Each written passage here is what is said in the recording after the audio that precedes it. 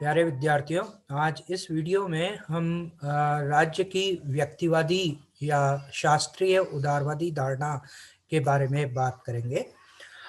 मूलतः ये जो व्यक्तिवादी धारणा है राज्य की, ये 16वीं शताब्दी में अस्तित्व में आई।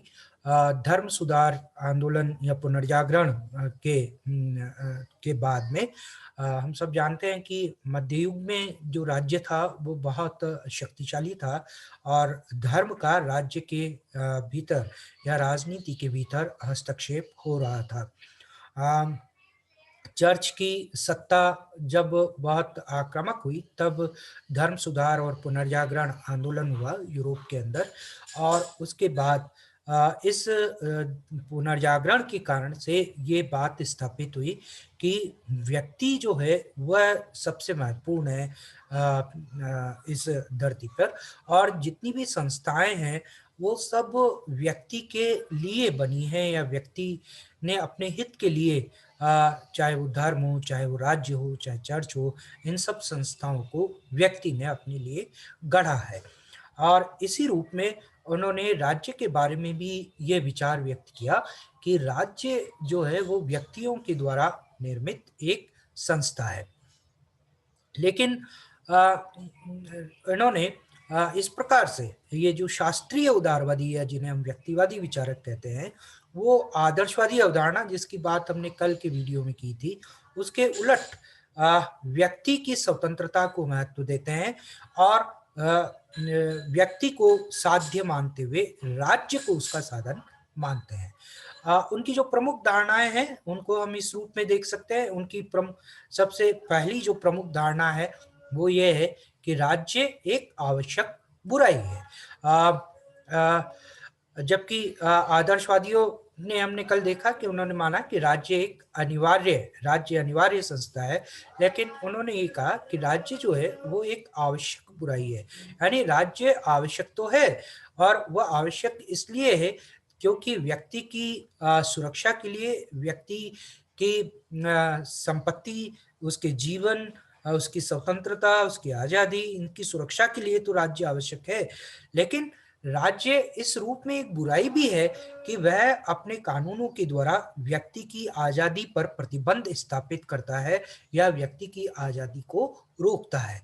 तो इसलिए वो ये मानते हैं कि यद्यपि राज्य होता है तो सत्ता होती है, उसके कानून होते हैं, उसके नियम होते हैं, और उसके ये कानून, ये नियम व्यक्ति की जो आज़ादी है उसमें बाधा उपस्थित करते हैं, उसको रोकते हैं। इस रूप में वो एक बुराई है, लेकिन ये बुराई आवश्यक भी है। और आवश्यक इसलिए है क्योंकि अगर राज्य नहीं होगा तो व्यक्ति की संपत्ति, उसके जीवन, उसकी स्वतंत्रताओं की सुरक्षा संभव नहीं होगी। इसलिए वह दोनों बातें कहते हैं कि राज्य एक बुराई है, लेकिन बुराई होते हुए भी हमें उसे स्वीकार करना पड़ता है। राज्य हमारे लिए एक आवश्यक संस्था होती है। दूसरी बात, उन्होंने कहा कि राज्य जो है वो एक कृत्रिम संस्था है। राज्य को व्यक्ति ने अपने हित के लिए, उसका हित क्या, कि वह अपनी आजादी, अपनी की रक्षा के लिए या अपनी संपत्ति की रक्षा के लिए या जीवन की रक्षा के लिए राज्य को निर्मित करता है। और इस रूप में वो राज्य की उत्पत्ति के सामाजिक समझौता सिद्धांत, सामाजिक अनुबंधनवाद के सिद्धांत का समर्थन करते हैं, जिसकी चर्चा हमने पहले राज्य की उत्पत्ति के सिद्धांतों पर बात करते हुए की थी। जिस एक बार पुनः मैं आपको याद दिला दूं कि सामाजिक अनुबंधनवाद का सिद्धांत ये मानता है कि आरंभ में जो प्राकृतिक, या जो जिसे हम जंगली अवस्था कहते हैं, राज्य से पूर्व की जो अवस्था थी वो जंगली अवस्था थी, और उसमें मत्स्य न्याय की व्यवस्था थी, जिसमें हर सबल व्यक्ति अपने से निर्बल को के ऊपर शासन करने लगता था या उसको खत्म कर देता था, उसको मार डालता था।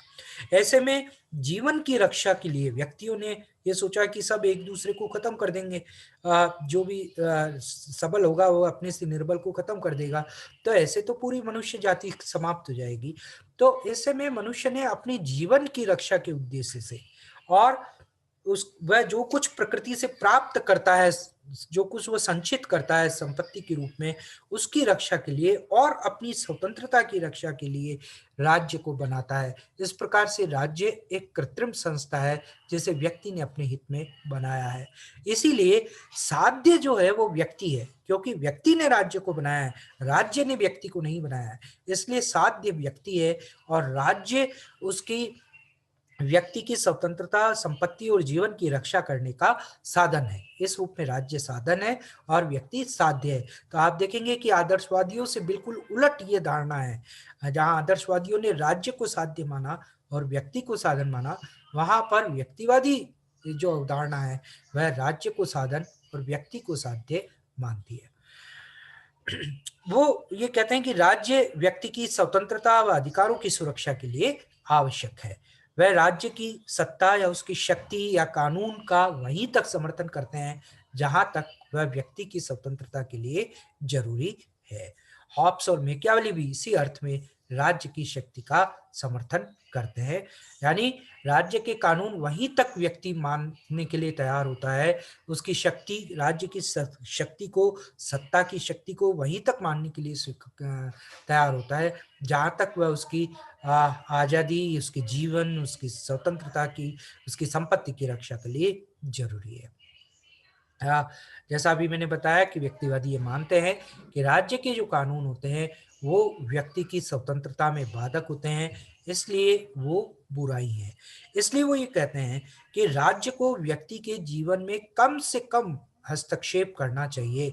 राज्य को अहस्तक्षेप की नीति अपनानी चाहिए, जिसे थ्योरी ऑफ लेसेस फेयर कहा जाता है। हस्तक्षेप के सिद्धांत का प्रतिपादन व्यक्तिवादी करते हैं। हस्तक्षेप का मतलब राज्य या कोई भी संस्था व्यक्ति के जीवन में हस्तक्षेप ना करे या कम से कम हस्तक्षेप करे।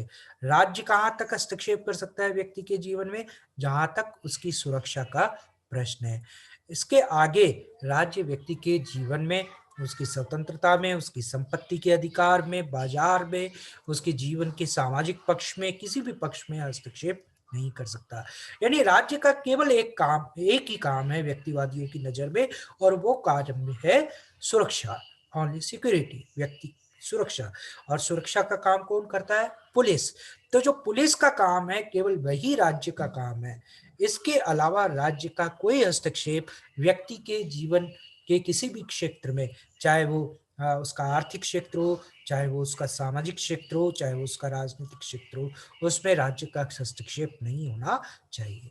इस प्रकार राज्य की ये जो व्यक्तिवादी धारणा है, या जिसे हम क्लासिकल लिबरलिज्म, शास्त्रीय उदारवाद की धारणा कहते हैं, वह पुलिस राज्य की अवधारणा को प्रस्तुत करती है, या जिसे हम कहते हैं कॉन्सेप्ट ऑफ पुलिस स्टेट, एक पुलिस स्टेट का निर्माण वो करती है, जिसमें राज्य का कार्य वही होता है जो एक पुलिस का काम है। ये जो व्यवस्था है आर्थिक क्षेत्र में खुली बाजार अर्थव्यवस्था, ओपन मार्केट सिस्टम हम जिसे कहते हैं, उसका समर्थन करती है। यानी वो ये कहते हैं कि व्यक्ति को स्वतंत्र छोड़ देना चाहिए, व्यक्ति को बाजार में भी स्वतंत्र छोड़ देना चाहिए। जिस व्यक्ति में जितनी योग्यता होगी, जितनी उसकी शारीरिक और मानसिक क्षमता होगी, वह अपनी उन क्षमताओं के आधार पर अर्न करेगा, कमाएगा या संपत्ति संचित करेगा।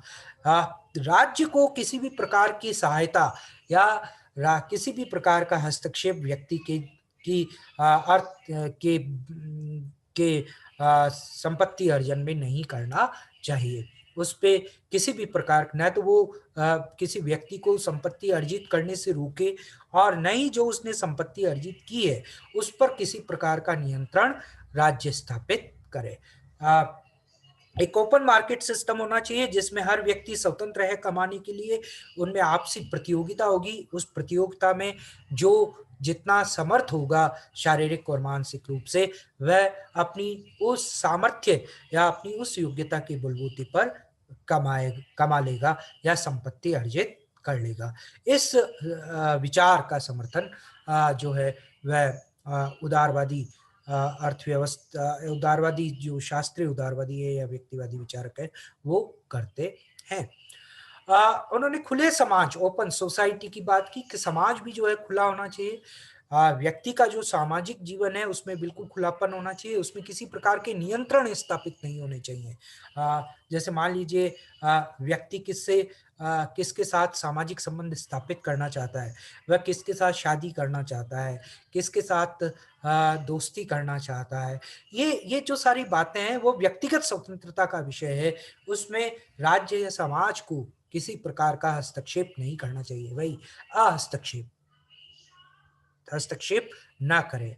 तो व्यक्ति को पूरी आज़ादी दी जानी चाहिए सामाजिक संबंधों के निर्वहन में।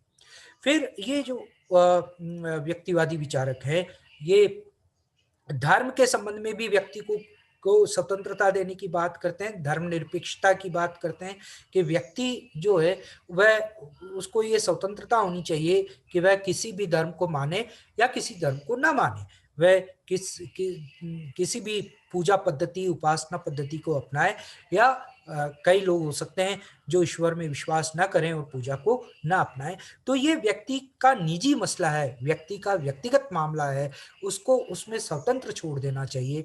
राज्य, समाज या राज्य के कानून को धर्म के विषय में किसी प्रकार का हस्तक्षेप नहीं करना चाहिए। तो इस प्रकार से वह ये कहते हैं कि राज्य न तो धर्म के मामले में, न सामाजिक संबंधों के मामले में, न बाजार में, न अर्थव्यवस्था के किसी अन्य क्षेत्र में और जो है वह राज्य व्यक्ति के जीवन में हस्तक्षेप करे। वे सीमित शासन की बात करते हैं, सीमित राज्य की बात करते हैं। राज्य के कार्य एक लिखित संविधान में डिफाइन होने चाहिए, राज्य की संस्थाओं के कार्य, और उस संविधान की सीमाओं से बाहर राज्य अपनी शक्ति का इस्तेमाल नहीं कर सकता, अपनी सत्ता का इस्तेमाल नहीं कर सकता। यानी राज्य की सीमा रेखा, राज्य की सत्ता या जो शासन है, उसकी जो शक्तियाँ हैं, वह सीमित होनी चाहिए, लिमिटेड होनी चाहिए संविधान के द्वारा। इस प्रकार से व्यक्तिवादियों ने नकारात्मक स्वतंत्रता का विचार रखा कि न इस स्वतंत्रता के 2 प्रकार होते हैं, एक होता है सकारात्मक स्वतंत्रता और एक होता है नकारात्मक स्वतंत्रता। नकारात्मक स्वतंत्रता का विचार ये कहता है कि व्यक्ति पर किसी भी प्रकार के बंधन ना हो, यानी व्यक्ति के जीवन में किसी भी प्रकार के बंधनों का ना होना ही आज़ादी है, स्वतंत्रता है। स्वतंत्रता का यह विचार नकारात्मक स्वतंत्रता कहलाता है।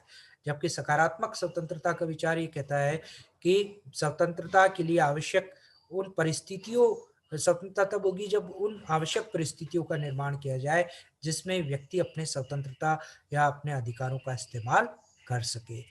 तो उन परिस्थितियों की उपस्थिति का नाम है स्वतंत्रता, जिसमें वह अपने अधिकारों का प्रयोग कर सके, अपनी आज़ादी का प्रयोग कर सके। ये स्वतंत्रता का सकारात्मक विचार है। लेकिन व्यक्तिवादी या जो शास्त्रीय उदारवादी विचारक हैं, वो नकारात्मक स्वतंत्रता का विचार प्रतिपादित करते हैं। अर्थात वह ये कहते हैं कि व्यक्ति के ऊपर किसी प्रकार का बंधन नहीं होना चाहिए। फिर वह निजी संपत्ति के अधिकार का समर्थन करते हैं, जैसा मैंने कहा कि वो खुली बाजार अर्थव्यवस्था का समर्थन करते हैं और खुली बाजार अर्थव्यवस्था में वो भी ये कहते हैं कि हर व्यक्ति को स्वतंत्र छोड़ दिया जाए, वह अपनी सामर्थ्य से जो भी कमाएगा वह उसकी निजी संपत्ति होगी और राज्य उस पर किसी प्रकार का आ, अधिकार या नियंत्रण नहीं कर सकता। तो राज्य जब संपत्ति या बाजार के मामले में हस्तक्षेप नहीं करेगा, इसका मतलब है व्यक्ति स्वतंत्र होगा उस मामले में और वे निजी संपत्ति कमाने के लिए, अर्न करने के लिए भी स्वतंत्र होगा। इस प्रकार से वह निजी संपत्ति के अधिकार का समर्थन करते हैं। राज्य उनके लिए राज्य जो है वो यांत्रिक है। वह कहते हैं कि व्यक्ति की जो क्षमताएं हैं, व्यक्ति की जो योग्यताएं हैं, वो उसको प्रकृति से मिली है, यानी जन्मजात उसमें योग्यताएं होती है, वह समाज की योग्यताएं नहीं है। इसलिए समाज को या राज्य को उसमें हस्तक्षेप करने का अधिकार नहीं है। राज्य का काम केवल एक यंत्रवत है और वो उस यंत्र का काम है केवल व्यवस्था स्थापित करना, सिस्टम डेवलप करना और उसके लिए कानून व्यवस्था को बनाए रखना, सुरक्षा के उपाय करना, केवल यही राज्य का कार्य है। चूँकि व्यक्ति के जीवन में व्यक्ति की क्षमताएँ जन्मजात होती हैं, उसकी अंतर्निहित क्षमताएँ होती है हर व्यक्ति के अंदर, वह समाज की दी हुई नहीं है, इसलिए समाज और राज्य को उसमें हस्तक्षेप करने का अधिकार नहीं है। ये जो विचार है, मैकफरसन ने इसे स्वत्वमूलक व्यक्तिवाद कहा है। खासकर लोक इस विचार का प्रतिपादक माना जाता है। तो इस व्यक्तिवादी विचार का जो समर्थन है वो खासकर Hobbes, Locke, Spencer, Adam Smith और बेंथम आदि करते हैं। तो ये हमने आपके सामने आज व्यक्तिवादी राज्य की जो व्यक्तिवादी अवधारणा है उसके बारे में बात की। अ, आगे अ, हम अगले वीडियो में मार्क्सवादी अवधारणा